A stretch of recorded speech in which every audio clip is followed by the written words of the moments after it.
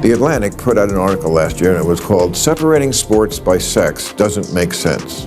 Right. And talked about how we separate sports like the WNBA and the just because it's just socialization. This is insane. I agree. Okay. That's why people vote for Trump. Mm-hmm. Because there's stuff like that on the left that people just go, I know Trump's horrible, but separating by sports by sex makes perfect sense. Mm-hmm. And if you think it doesn't, you can't leave the country. Well, Senator Schiff, given the ongoing political tensions and Trump's actions toward his critics, do you think President Biden's preemptive pardons turned out to be more important than initially expected? Let's first tell people what that means, preemptive pardons. That was pretty unprecedented, right? Before he left office, Joe Biden pardoned you and a number of people who he thought Trump would go after. No, I take the opposite view. I don't think he should have given the pardons at all. Really? No, I don't think he should have, and I was vocal about that at the time. Can you refuse a pardon? That's less clear because in the case of the January 6th committee, he pardoned essentially the whole committee. Maher recently took aim at Adam Schiff on his show. And guys, it was both hilarious and jaw-dropping. The comedian called out Schiff's double standards with a question he never expected. The takedown was short but absolutely explosive. So, hit the subscribe button and let's dive in. This statement from the administration: the president had the constitutional authority to direct the use of military force because he could reasonably determine that such use of force was in the national interest. That's too vague for you? Totally vague. Okay, because that's from Obama, about Libya. Well, Obama made the argument initially that he could go into Syria without an authorization. I and many others pushed back on that argument. Ultimately, he did not go forward with going after Assad, even though Assad was gassing his own people, because he thought he might lose the vote in Congress. But I respect the fact that was important to him, and the fact that he did not have the support of Congress meant that we weren't going to go forward. Did you catch that moment? Maher read a statement to Adam Schiff that seemed to explain why Obama decided to intervene in Libya. But here's the twist. Maher deliberately left out that the statement was actually from Obama. Schiff, thinking the message came from Trump, immediately labeled it vague and unclear, only to pivot awkwardly and start talking about former President Assad instead. The exchange appeared to highlight what critics see as a double standard. If he had known the statement was from Obama, it's unlikely he would have dismissed it as vague or questioned its clarity. His reaction shows how context and his own political biases can completely shape his conclusions. Maher's move wasn't just clever. It was a sharp illustration of how Schiff applies one set of rules to Trump and a completely different standard to Obama. Moments like these make it clear why his critiques often raise eyebrows. True justice. The only thing he cares about is himself and money, and going after the money is a way to bring about some real justice. That's exactly the problem Maher has with Adam Schiff and so many other politicians. The double standard is glaring the moment the topic involves Donald Trump. Suddenly everything he does is bad, wrong, or dangerous. They'll malign him, demonize him, and attack him relentlessly, leaving no room for nuance or context. But when it comes to their preferred politicians, the rules completely flip. Mistakes are excused, controversial actions are justified, and even clear missteps are defended to the fullest. It's a selective morality that highlights political bias more than principled judgment. Maher points this out repeatedly because it's not just unfair, it's dangerous for public discourse. Citizens deserve leaders who apply consistent standards, not a system where allegiance dictates judgment. This hypocrisy isn't subtle, it's bold, and moments like the Schiff episode make it impossible to ignore. The frustration is real, and Maher calls it out with sharp, unapologetic clarity. I don't share your pessimism about this or your pessimism about the general election. The reason why Joe Biden is going to beat Donald Trump is because at the end of the day, America is going to want a president who is a decent human being, who doesn't shit on other people, who has some interest in the American people, some interest in something beyond himself. I think at the end of the day, people are going to reject this bigoted, divisive figure. That was exactly what Schiff predicted before the 2024 elections. Yet, he seemed completely blindsided when the results didn't go his way.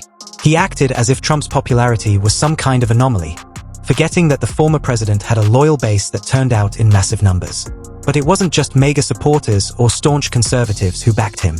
Trump managed to pull in a surprising number of liberal-leaning voters as well.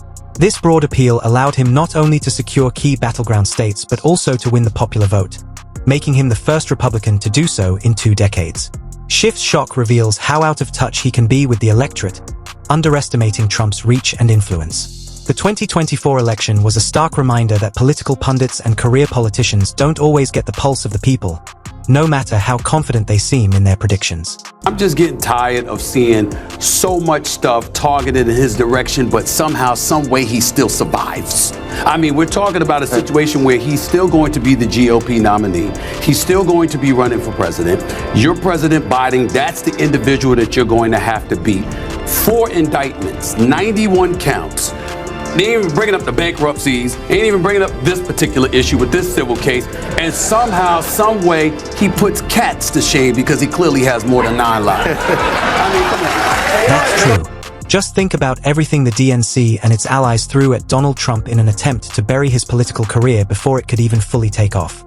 From multiple serious allegations reported in the media to claims of vote buying to labeling him a fascist and an authoritarian, the list seemed endless and relentless. The narrative was consistent. Discredit him at all costs.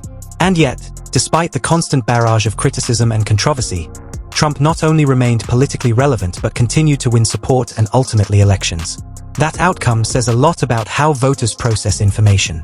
It suggests that messaging alone, no matter how aggressive or widespread, doesn't always determine public opinion.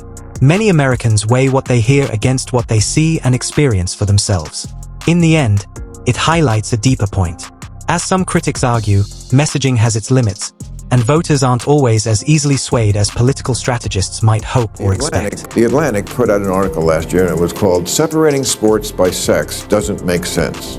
Right. And talked about how we separate sports like the WNBA just because it's just socialization. This is insane. I agree. Okay. That's why people vote for Trump. Because there's stuff like that on the left that people just go, I know Trump's horrible, but separating sports by sex makes perfect sense. And if you think it doesn't, you can't leave the country. That's the argument many supporters make.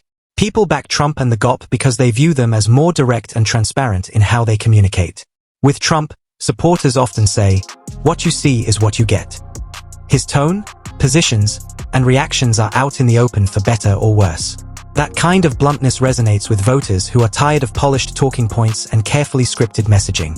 In contrast, critics of figures like Schiff and other DNC leaders argue that their communication feels overly calculated. The more you look, the less clear things seem as positions shift or are explained away in complex ways. To these voters, that comes across as evasive rather than thoughtful. Whether that perception is entirely fair or not, it plays a major role in shaping political loyalty. In today's climate, authenticity, real or perceived, often carries more weight than traditional political messaging.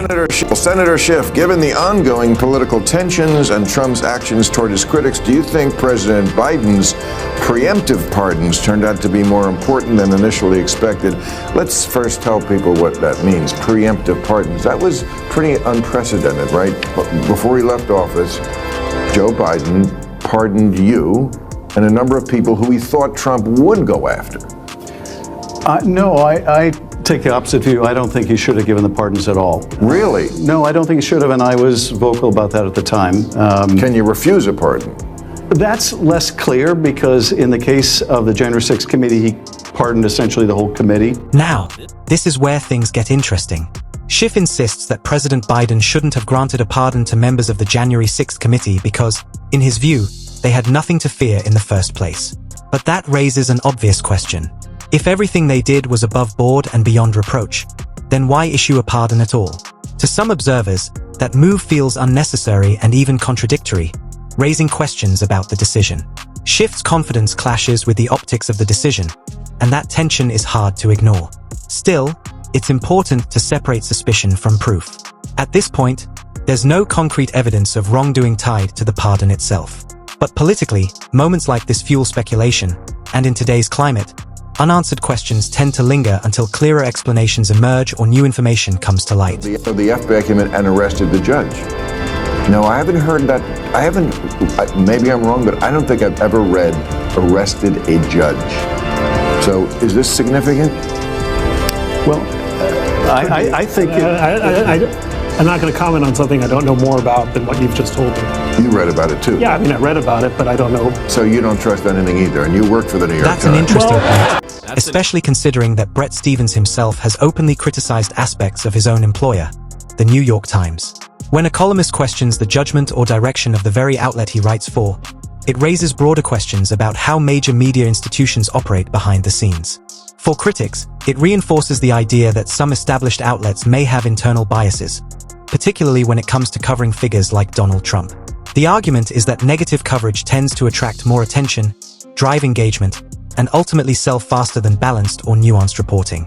In a competitive media environment, that incentive can shape editorial decisions in subtle but powerful ways. However, it's also worth noting that internal disagreement can be a sign of diversity and opinion rather than coordinated bias. Still, moments like these fuel skepticism among audiences who already feel that certain narratives are being pushed more aggressively than others. This was our big gun. Now it just looks like you're stalking him. I think in the eyes of the people who don't follow it that closely, which is most of the country, here's the thing about Bob Mueller. He's like the last person, maybe the last thing in America that left and right agreed on. Left and right basically agreed. This is a guy of honor. This is an honest guy. This is an honest broker. Whatever he says goes. Americans are not into details. Don't read it to me, Bob. Just give me a thumbs up, a thumbs down. The fact that he was like, I don't. If you couldn't impeach before, how are you going to impeach after? So here's where Maher drives the point home. He reminds Adam Schiff of how relentlessly Donald Trump was investigated during his first term and even after he left office, with the clear hope of finding something definitive to pin on him. The expectation, especially in political and media circles, was that those investigations would uncover clear evidence of wrongdoing. Yet, as Maher points out, even special counsel Robert Mueller, a figure widely regarded as credible and methodical, did not establish a criminal conspiracy between the Trump campaign and Russia. According to the report's findings, that outcome in Maher's framing raises questions about the certainty and intensity with which figures like Adam Schiff presented their claims. To critics, it can feel like the public was led deep into a narrative that ultimately didn't deliver the conclusions many expected. Moments like this fuel ongoing debates about political accountability, media framing, and how far investigations should go before they risk eroding public trust. Let's stop talking about Trump. We talk about him too much. We want to tell people what we're going to do for them. Yeah. Healthcare, environment, those kind of issues. For example, I've seen you on TV a lot in the last couple of years. I know everything you know, or that you tell us, about the Russian situation. I don't have a clue what you think about healthcare. I've never heard it. Yeah. I don't know whether you're for Medicare for all, or improve Obamacare, or get a chicken. I don't know what. When you step back and look at the bigger picture, a clear pattern begins to emerge. The exchanges between Maher and Adam Schiff highlight a deeper frustration many voters feel about inconsistency in politics and media. Whether it's shifting standards, selective outrage, or narratives that don't fully hold up under scrutiny, the trust gap continues to widen. Figures like Donald Trump benefit from this disconnect, as supporters see him as a contrast to what they view as polished but unreliable messaging from establishment voices. At the same time, critics argue that perception doesn't always equal reality and that political storytelling often simplifies complex issues. Still, moments like these, whether it's a cleverly framed question or a surprising reaction, shape public opinion in powerful ways. In today's environment, authenticity, consistency, and transparency matter more than ever. And as voters continue to question what they are told, one thing is certain: narratives alone are no longer enough to secure trust or control the conversation. And on this note, we draw the curtains on today's video. If you enjoyed it, then hit the like button and subscribe to this channel for more videos like this. Don't forget to turn on the notifications so you don't miss any of our uploads.